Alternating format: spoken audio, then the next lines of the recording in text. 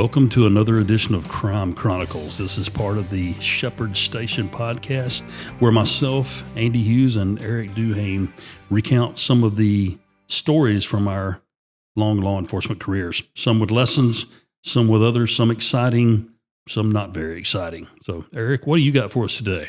Yeah, I don't know if it's going to be real exciting, but it's one of the ones that has, stood out to me. We try to promote the Christian faith on our podcast, and this one to me, it should tell you that you should always maintain your faith, always have that good base of what you believe, because you never really know what you're going to run into. So I'm riding around. It was one night I was on patrol and I was working night shift. Because you're in 12 zone. Yeah, according to because the location you'd already told me about. Yeah, if you know anything about Dothan and where Zion Drive is, it's out Fortner Street Extension.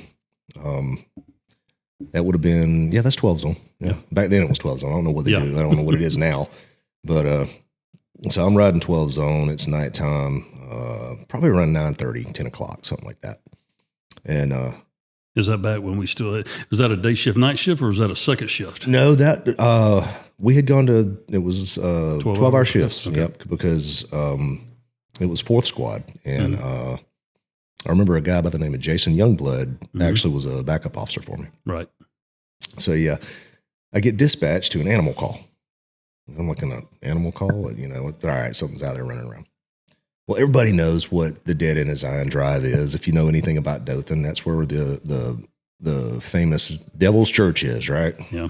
That's what everybody used to call it in my teenage days. Yeah, you go down there, you drive around the tree, your car will cut off, and there's just supposed to be There's a cemetery back there. Yeah, cemetery back there. Well, in reality, the church that was there, that used to be there, but that wasn't the Devil's Church. It was supposedly some little shack that was down in the woods, is what they called it. But I never went down there. So anyway, I'm heading out that way. I was a little aggravated because I was getting ready to go on my break, and it kind of cut into my break. And so I get down there and I see these two cars. I get to the dead end of Zion Drive, and I see these two cars. And when I get out, there's two teenage couples. And the girls are visibly shaken. I mean, they're like white faced, eyes wide open, and the guys, they're pointing. I'm like, "What's going on? Where's this? What kind of animal call is it?" And they didn't really say anything to me. They just pointed. I was like, "Okay." So I hit my flashlight and I start looking. And about that time, Jason Youngblood's pulling up. And as I'm looking, I was like, "Whoa, yeah." My light hits this dead carcass. And this is a big dog, okay? But what was weird about it is I'm looking at this dog. That's odd. The paw's been cut off. Ain't got no head. And it looks like it's been zipped up the middle. When I say zipped up the middle, gutted. Mm-hmm. But there's no blood anywhere. And it's just laying there. I'm like, that's weird. And I'm scanning the area, right?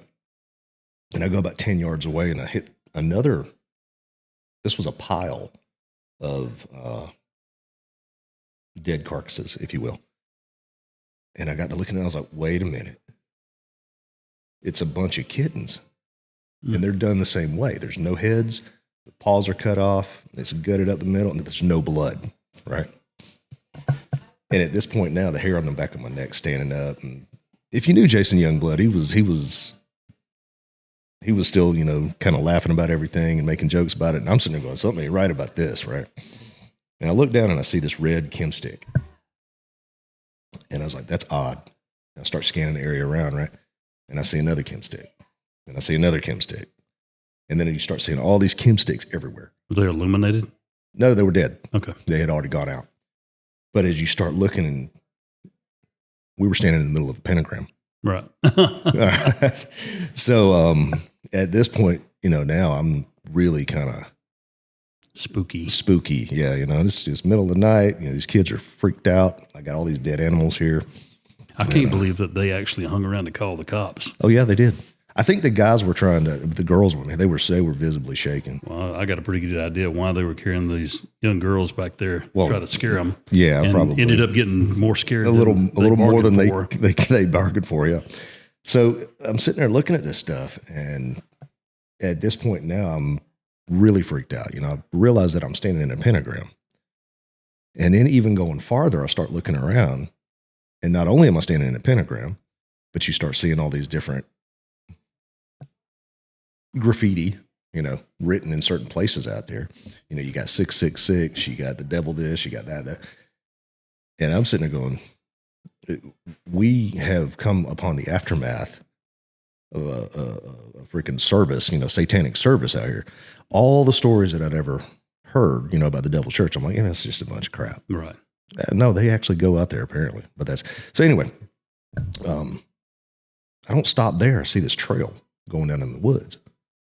And this is the first time that I actually probably realized, okay, I'm not the super brave, tough guy that I thought I was, right? Because as this trail goes down. This is one of those moments from those, like one of those horror movies that you're sitting at home watching, you're going, don't go down that trail. That's exactly what this was. But I went down the trail for a little bit, right? And as I go down this trail, I find another, you go about 20 yards or 20 feet, not yards. As on the right of the trail, there's another pile of kittens. And I'm like, man, how many freaking cats have they killed out here? I mean, what are they doing? How long were they out here? Is nobody patrolling out here, And same thing, head's gone, paw's gone. I go down a little bit farther, and there's a big cat. There was just one cat there, but it was really, really big. It was done the same way.